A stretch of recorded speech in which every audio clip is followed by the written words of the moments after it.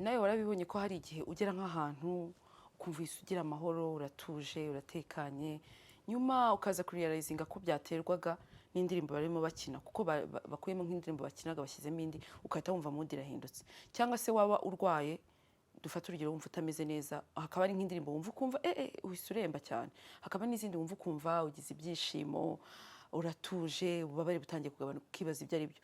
Uyu munsi ndashaka tugaruke ku kintu kigendanye n'indirimbo. Ese indirimbo twumva mu buzima bwacu bwa buri munsi zidufasha iki? Kuko buri indirimbo ni ikintu kinini cyane cyagutse. Hari indirimbo buriya zifasha, abahanga bo baranabibonye, zifasha ububabare. Hari indirimbo zituma umuntu yibuka ibintu byinshi bigiye bitandukanye. Hari indirimbo zifasha kuruhuka, hari izituma umuntu agubwa neza n'ibindi bigiye bitandukanye. Ndaza rero kugenda mbabwira ubwoko bw'indirimbo zigiye zitandukanye n'icyo zidufasha, kuko niyo mpamvu hari ritme nyinshi zigiye zitandukanye, ubwoko bw'indirimbo ugasanga hari ubwoko bwa R&B, hari hip hop, hari zouk, hari ubwoko bwose bw'indirimbo. Buriya rero uko indirimbo zicuranze, uko zikoze, hari ukuntu zifasha. Niyo mpamvu hari abantu afata umwanya wabo akajya muri concert kabisa, akabaza yarifreshinze, hakaba n'undi ugenda ahantu bakamucurangira indirimbo zituje, none hejuru ukabona kabisa ameze neza. Buriya rero ntukagire ngo nuko umuntu aba ari, bamwe bavuga ngo biriya ni iby'abakire, ntaho bihuriye kabisa, ahubwo nuko buri ndirimbo, buri cyiciro cy'umuziki kigenda gifasha umuntu kugira ngo amererwe neza mu mubiri we. Ni nabyo turi bugarukemo uyu munsi. Nguhaye ikaze rero hano, niba uri mushyashya ndagira ngo ngubwire ngo ni karibu cyane. Nitwa Delphine Umuhoza. Hano tuganira ku bintu bigiye bitandukanye bigaruka ku buzima bwacu bwa buri munsi, bidufasha njyewe ubwanjye, wowe ubwawe, ndetse na bagenzi bawe. Niba rwose uri mushyashya, kora subscribe, kandi niba uzi ko iki kiganiro hari uwo cyafasha, kimwoherereze kugira ngo nawe ubuzima bwe buhinduke. Indirimbo rero buriya, cyangwa se umuziki muri rusange, ufasha ibintu byinshi cyane. Harimo ibyo wenda abantu benshi bibwira, bakajya bavuga bati uyu munsi nisanze wenda nk'uko nabivugaga nishimye kubera ko indirimbo numvise uyu munsi zampaye ibyishimo. Ariko icyo utazi ni uko indirimbo buriya zifasha ubwonko kuruhuka, kandi ubwonko uko buruhutse niko butanga imisemburo myiza. Imisemburo myiza irimo dopamine idufasha kongera ibyishimo no kumva tuguye neza, serotonine idufasha guhindura mood yacu. Niyo mpamvu ushaka kumva indirimbo ukumva mood irahindutse, cyangwa se n'umusemburo bita endorphine, uyu nguyu ugabanya stress. Ariyo mpamvu ushaka kumva indirimbo uri mu kazi uri stress, ukumva stress iragiye. Ahangaha ntabwo ari indirimbo izo arizo zose, ni indirimbo zifite injyana ya R&B, ni indirimbo zifite ya njyana mbese ituje, za slow, za zindi nyine ugomba kumva ari indirimbo zigenda gakeya, zidafite ibisazi byinshi, zitakeneye yuko uzibyina, ahubwo za ndirimbo wumva utuje uri mu kazi. Cyangwa se za ndirimbo za gospel, cyangwa zimwe twita iz'Imana. Ziriya ndirimbo nazo iyo zituje zigenda gakeya, nazo zirafasha kugira ngo umuntu abashe kwirinda stress. Izi akaba ari indirimbo barikomanda abantu bagomba kumva igihe bari mu kazi, cyangwa se bari gukora imirimo igiye itandukanye, bakeneye ko stress igabanuka. Ariko kandi ndagira ngo mvuge n'ubwoko bwa acoustic, ndetse mvuge na za ndirimbo za instrumental wumva usari injyana nta muntu uririmba. Zira ni indirimbo ugomba kumva mu gihe ufite stress. Niba uri umuntu uri mu kazi, ukaba uzi ko ari akazi kabisa kagusaba kugomba kwitonda, kuko utitonze gato wumva usaze, izo ndirimbo nibwo bwoko bw'injyana ugomba kumva. Hanyuma njye ku kintu cya kabiri, warabibonye ko winjira muri restaurant wageramo ugasanga hari indirimbo bari gucuranga, ukavuga ngo bacuranga indirimbo, ukavuga ngo za ndirimbo ngo numva ndi muri restaurant gusa. Izo ndirimbo rero buriya ziba zarabugenewe kugira ngo zigufashe kudigera neza. Ese wari ubizi yuko hari indirimbo twumva zigatuma digestion y'ibiryo twariye bigenda neza, hakaba n'izindi twumva noneho bigatuma digestion isara, ugasanga wari ibiryo watumbye umunsi wose. Kubera iki? Byatewe n'indirimbo wumvise, cyangwa se n'urusaku n'ibindi byose byari biri aho ngaho. Nyamara hari izo wari bwumve ukarelaxinga. Buriya rero abahanga babimenye ubwoko bw'indirimbo za jazz, usibye kuba bigufasha kumva utuje unatekanye, ni indirimbo nziza umuntu agomba gucuranga ari mu gihe cyo kurya, kuko icya mbere cyo bituma arya neza yitonze atiruka, icya kabiri bigatuma relaxinga. Ariko irindi banga rikomeye ku bantu bafite restaurant ni uko indirimbo za jazz zituma umuntu amara umwanya munini muri restaurant. Uko umara umwanya munini niko odaringa byinshi, ni nako bunguka. Wowe rero ukumva uragubwa neza, cyangwa ukumva urishimye. Niyo mpamvu muri za restaurant ubona ziri chic zo ku rwego rwo hejuru, usanga bari gucuranga utwo tu jazz kabisa, ukumva umuntu aratuje, aratekanye, agasaba byinshi, bo bakwinjiza amafaranga utabizi. Nawe rero iyo system wayikoresha iwawe, niba ugiye kurya ushyiremo uturirimbo two mu bwoko bwa jazz. Ariko usibye kuba nyine bikurelaxinga, bituma n'ubwonko nyine bukorera ya misemburo ituma utuje, ndetse bikagabanya umusemburo wa endorphine, wa wundi uzamura stress, igipimo cya stress, noneho bityo bigatuma umubiri wawe umererwa neza. Reka tujye noneho kuri ba bantu baba bari mu ishuri, cyangwa se wa muntu uri kwiga, uri gusubiramo amasomo ye. Ese n'ubuhe bwoko bw'indirimbo agomba kumva kugira ngo bibashe kumufasha gufata vuba? Ese wari ubizi yuko kumva indirimbo bifasha umuntu gufata vuba, ariko bitewe n'ubwoko bw'indirimbo yumvise? Iyo tuvuze indirimbo hatazamo na sound. Indirimbo zituje ubundi en general zifasha ubwonko gufasha kwibuka vuba, zituje zigenda gahoro, cyane cyane ahangaha barekomanda instrumental, za ndirimbo ziba zivuga gusa ariko utumva umuntu uri kuririmba, ariko wumva beat, wumva sound instrument. Noneho hakaba n'ubundi bwoko bw'amajwi cyangwa se sound ngo zituma umuntu afata vuba, cyane cyane sound y'imvura.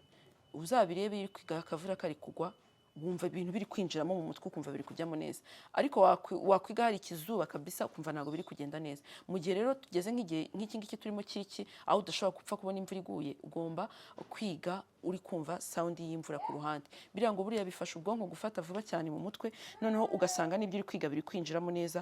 Noneho ikindi bifasha n'umutima gutera ku kipimo gake gake. None uko umutima utera gake biringaniye, niko n'amaraso agenda atembera neza. Uko amaraso atembera neza bituma nawe ubwawe nyine ya maraso agera mu bwonko, none ukabasha gufata mu mutwe mu buryo bwihuse. Ariko kandi bikagabanya nawe umusemburo nababwiye wa stress, bityo ugafata mu mutwe mu buryo bukoroheye kandi neza vuba.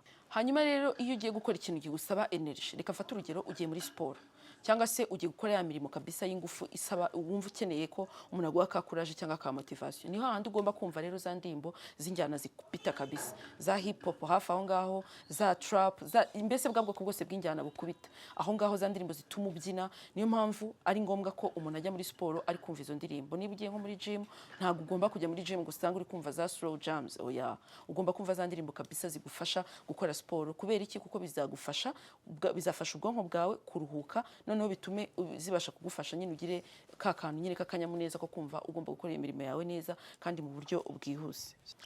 Ubwo ndavuga za EDM cyangwa se za ndirimbo zikubita kabisa, za pop, za house. Ubwo bwoko bw'indirimbo bwose ushobora kubwumva mu gihe uri gukora siporo, kuko icyambere cyo birazamura adrenaline yawe. None adrenaline nizamuka ubashe gukora bya bindi byose wari gukora, niba ari siporo, niba ari imirimo y'ingufu, ubikore wishimye.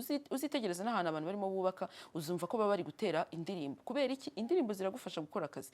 Noneho mu buzima bwawe bwa buri munsi, niba uri gukora akazi gasaba imbaraga, gasaba ingufu, gerageza wumve indirimbo. Niba ufite abakozi ukaba uzi ko bakora akazi gasaba ingufu cyangwa gasaba motivation, bakubitiramo izo ndirimbo kabisa, urebe ukuntu ibintu biri bugende neza.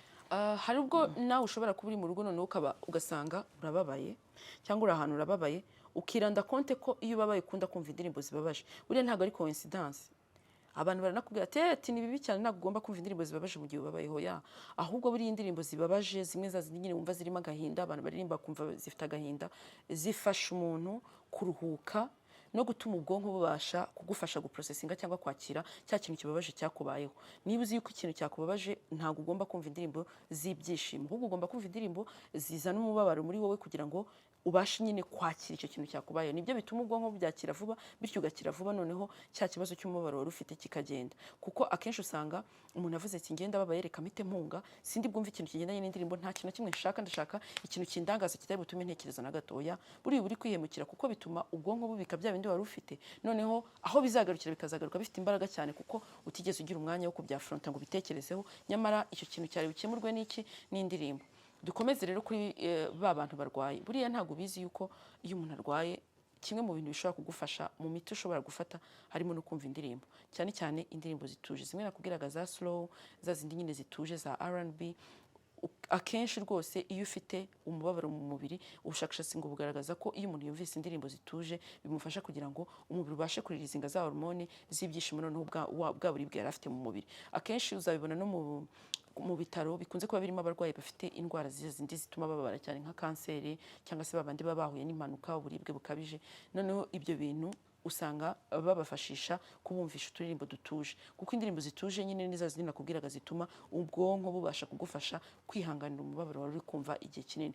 Niba rero nawe urwaye aka kanya uri gukurikira iki kiganiro, ndagira ngo nkubwire ngo kumva indirimbo zituje ni ingenzi, bizagufasha kugira ngo ukire ubwo burwayi.